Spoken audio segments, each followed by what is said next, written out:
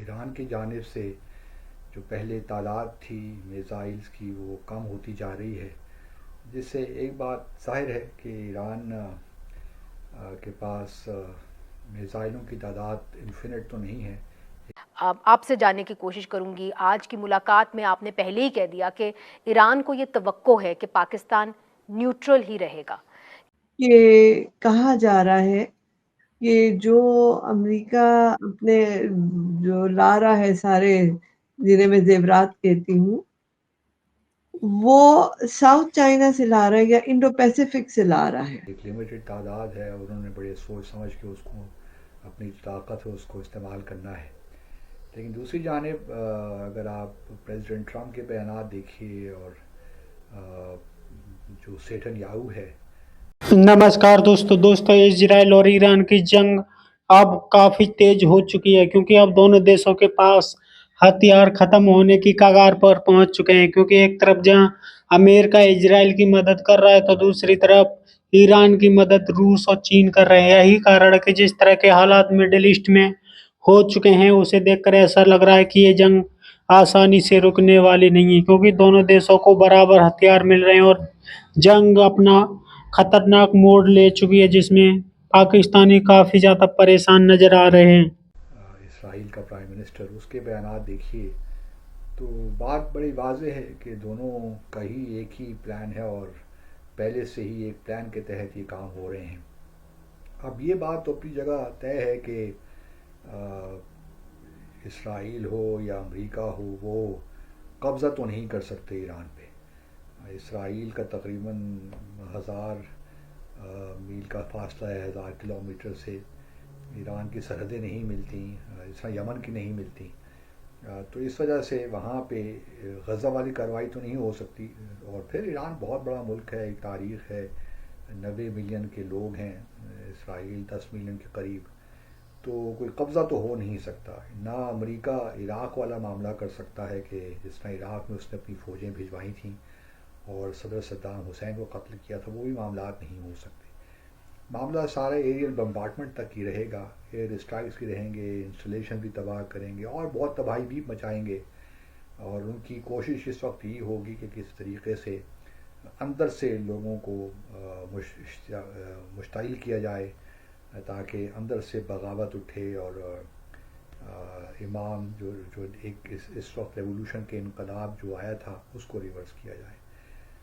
میں ذاتی طور پہ سمجھتا ہوں کہ ایران کی اب جو ہے چلیے ایک کامیابی تو عسکری اعتبار سے یہ ہو سکتی ہے کہ وہ کس قدر جو بھی ایئر ڈیفنس سسٹم ہے اسرائیل کا کس حد تک اس میں کامیاب ہوتے ہیں اس کو بریچ کرنے میں۔ لیکن جو دوسری جو سب سے اہم کامیابی اس وقت لگتی ہے ایران کی وہ یہ ہوگی کہ ایران میں حکومت تبدیل نہ ہو، یا جو انقلاب آیا تھا وہ جو ہے اس کے وہ کہیں ضائع نہیں ہو جائے۔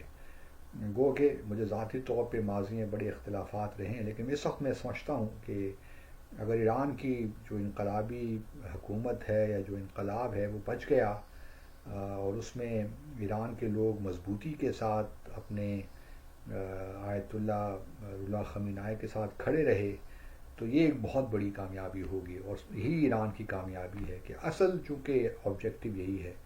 جہاں تک نیوکلیر پروگرام کی بات ہے وہ تو ایران ٹھیک ہے وہ نتانز فیسلٹی کو بھی برباد کر دیں یا پھر فردوں میں جو ہے نیوکلیر انریچمنٹ فیسلٹی ہو کہ اس کو برباد اس کو تباہ کرنا ذرا مشکل ہے، کیونکہ وہ تقریباً 90 میٹر ہے زمین پہاڑوں کے نیچے، اور جو بھارت کے پاس جو امریکہ کے پاس جو کیپیسٹی ہے وہ جو اس کے بنکر بسٹرز ہیں وہ تقریباً 60 میٹر تک جا سکتے ہیں نیچے اور جا کر تباہی مچا سکتے ہیں، تو پھر بھی 30 میٹر کا فاصلہ تو پھر بھی رہتا ہے، لیکن چلیے اس کو بھی ڈیمیج کر سکتے ہیں، لیکن یہ ڈیمیج ایک فزیکل ڈیمیج ہوگا۔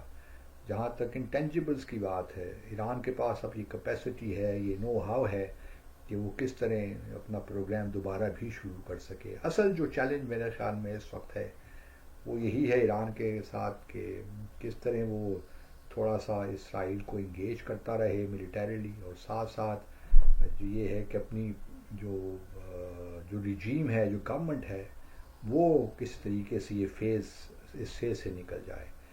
اور چونکہ ایران میں ہمیں کوئی ایسی آرگنائز کوئی انسرجنسی نظر نہیں آتی. سستان بلوچستان میں وہ ہوتا رہتا ہے ٹیررزم کے معاملات، کوئی تھوڑی بہت ملیٹنسی ہے، لیکن وہ ایسی نہیں ہے کہ وہ جو ہے ایران کی حکومت کو خطرے میں ڈال سکے. اور ایران کے اندر کوئی ایسی انسرجنسی نہیں ہے جو کہ ایران کی حکومت کے لیے پرابلمس کریٹ کر سکے. تو میرا خیال میں اس وقت ایران کے لوگوں کے لیے جو چیز سب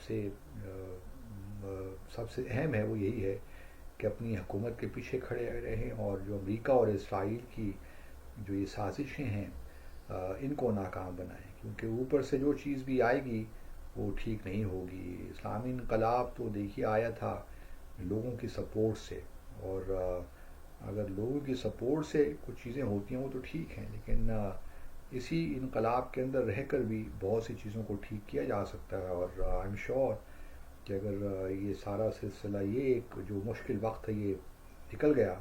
کیا آپ پاکستان سے یہی امید لگائے ہوئے ہیں کہ پاکستان نیوٹرل رہے گا، یا کہ آپ نے کوئی اور بھی امید لگائی ہوئی ہے کہ جس طرح پاکستان نے آپ کے کچھ لوگوں کی مدد کی تھی جنگ کے دوران، اسی طرح اپنے بارڈرز جو ہیں وہ کھولے رکھیں؟ کیا امید ہوگی آپ کے پاکستان سے اس جنگ کے دوران؟ ہمارے پاکستان سے بہت دوستانہ اور اچھے تعلقات ہیں. ہمارے تجارتی تعلقات جو ہے وہ بڑھ رہے ہیں، اور ہم توقع رکھتے ہیں کہ گزشتہ کی طرح جو ہے اپنے تعلقات کو اسی طرح آگے لے جاتے رہیں گے. اگر امریکہ نے پاکستان سے ٹھکانے مانگ لیے اور یہ کہہ دیا کہ اپنا بارڈر آپ بالکل بند کر دیں اور ایران کی کسی قسم کی مدد نہ کریں، تو آپ کو کیا یہ توقع ہے کہ اس طرح کی بھی مانگ آ سکتی ہے پاکستان کی طرف، امریکہ کی طرف سے پاکستان کو؟ جہاں تک امریکہ کا تعلق ہے وہ تو کوئی ڈیمانڈ بھی کر سکتا ہے، لیکن ہم سمجھتے ہیں کہ پاکستان جو ہے وہ اس طرح کا کوئی سٹیپ نہیں لے گا. امریکہ سے ہر قسم کے جرم کی ہم توقع رکھتے ہیں، لیکن پاکستان سے ہمیں اس طرح کی کوئی توقع نہیں ہے. پاکستان کے کچھ ایسے منسٹرز ہیں جو تنقید کرتے ہیں ایران کے اوپر، اور وہ کہتے ہیں کہ ایران نے ایک بیلنسنگ ایکٹ کیا، اور جب ہندوستان کے ساتھ تلخیاں بڑھیں تو ایران نے کچھ زیادہ پاکستان کا ساتھ نہیں دیا. اس حوالے سے میں سمجھتا ہوں کہ آپ پاکستان کے وزیر خارجہ سے پوچھیں کہ کیا وہ ہماری سپورٹ سے جو ہے وہ سیٹسفائی تھے یا نہیں. آپ پاکستان کے وزیر اعظم سے یہ بات پوچھیں کہ کیا وہ ہماری سپورٹ سے سیٹسفائی تھے. اور 2 ہفتے پہلے جو ہے وہ ایران تشریف لائے تھے، اور انہوں نے ایران کے موقف کے لیے جو ہے ہمارا شکریہ ادا کیا.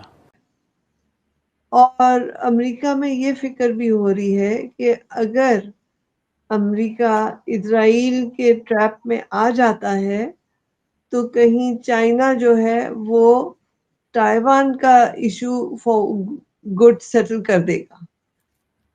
امریکہ کے جو مفکرین ہیں ان کو یہ خوف بھی لاحق ہے، اور میرے خیال میں وہ اس خوف کی وجہ سے بھی اتنا ڈائریکٹلی اسرائیل کے ساتھ، یہ پہلی دفعہ ہے کہ اسرائیل کو اس طرح کی ڈائریکٹ سپورٹ نہیں ملی جو کہ پہلے ملتی رہی ہے. کیونکہ امریکہ میں بھی آپ دیکھیے اندر بھی ہنگامہ آرائی ہو رہی ہے. لاس اینجلیس کو آپ دیکھ لیں، اور اسٹیٹس میں بھی انہیں مسائل ہو رہے ہیں. تو وہ بھی جو ہے اور آپ دیکھیں وہ ان کے جو مفکرین ہیں وہ یہی کہہ رہے ہیں کہ اس وقت اگر امریکہ اس جنگ میں ملوث ہوتا ہے تو شاید امریکہ بھی امریکہ نہ رہے، کیونکہ while you'll be spending your money on the arms, the country within will disintegrate. So کجا کہ آپ کینیڈا کو 51 اسٹیٹ بنائیں، آپ کینیڈا کی اسٹیٹ نہ بن جائیں. سو یہ فکر بھی ان کو لاحق ہو رہی ہے. So it is not as simplistic کہ ہم کہیں جی وہ آگے اور وہ آگے اور یہ ہو گیا اور وہ ہو گیا. No, there is so much happening here that everybody who supposedly a player or an actor in it has checks and balances.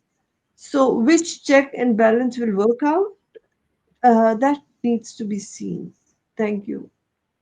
تو دوستوں پاکستانیوں کو پتہ ہے کہ جنگ اس وقت کافی زیادہ خطرناک ہو چکی ہے، اور آنے والے دنوں میں یہ جنگ اور زیادہ بڑھے گی، کیونکہ جس طرح سے اسرائیل کے ساتھ امریکہ بھی اس جنگ میں کودنے کی تیاری کر رہا ہے، اس سے صاف پتہ چلتا ہے کہ یہ جنگ کافی زیادہ خطرناک روپ اختیار کر سکتی ہے. کیونکہ جس طرح سے اسرائیل کا ساتھ अमेरिका दे रहा है, उसी तरीका से रूस और चीन ईरान का साथ दे रहे हैं। जिस तरह लगातार इस जंग में माहौल बिगड़ता हुआ नजर आ रहा है, क्योंकि पाकिस्तान के आर्मी चीफ आसिम मुनीर ने जिस तरह से ट्रंप से मुलाकात की, उसके बाद से कयास लगाए जा रहे हैं कि पाकिस्तान अमेरिका को अपने एयरबेस इस्तेमाल करने की इजाज़त दे सकता है, जिससे जंग और ज़्यादा भड़केगी, क्योंकि मिडिल ईस्ट में तनाव लगातार बढ़ रहा है और वो आने वाले दिनों में और ज़्यादा बढ़ेगा, क्योंकि पाकिस्तान मौके का पूरा फ़ायदा उठाने की फिराक में रहता है और पाकिस्तान पैसों के लिए कुछ भी कर सकता है। यही कारण है कि सबको यही उम्मीद है कि पाकिस्तान आने वाले दिनों में अमेरिका को